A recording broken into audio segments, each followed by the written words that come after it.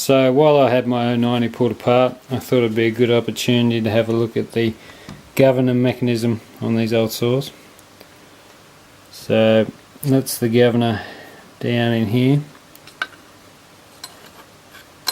and you see that butterfly can lift, and in turn it goes through that mechanism, that linkage, and activates the choke within the carburetor.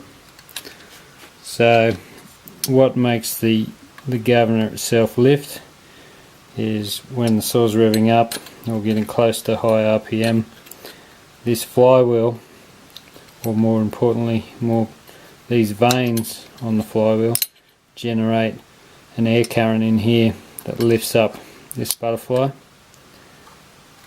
and in turn chokes the engine and stops the engine from revving any higher.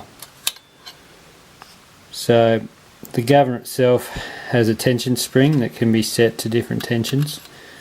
Here in this position it's at max tension, but by moving the spring down or back this way in this direction, you can reduce the tension of the governor and thus the max RPM of the motor. So some people disable the governor mechanism, and you can do that by either removing this linkage, or I have heard of people taking out the governor itself and wrapping that spring around one more time and creating so much tension on the spring that the governor can't lift.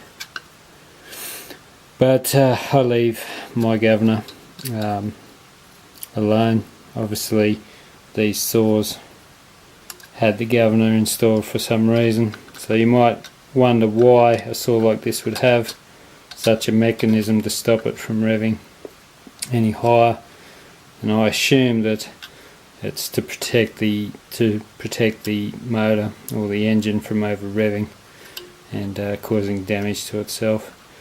But there is another possibility that the governor keeps the motor in its maximum torque or maximum power range, but yeah, I'm not 100% sure about that.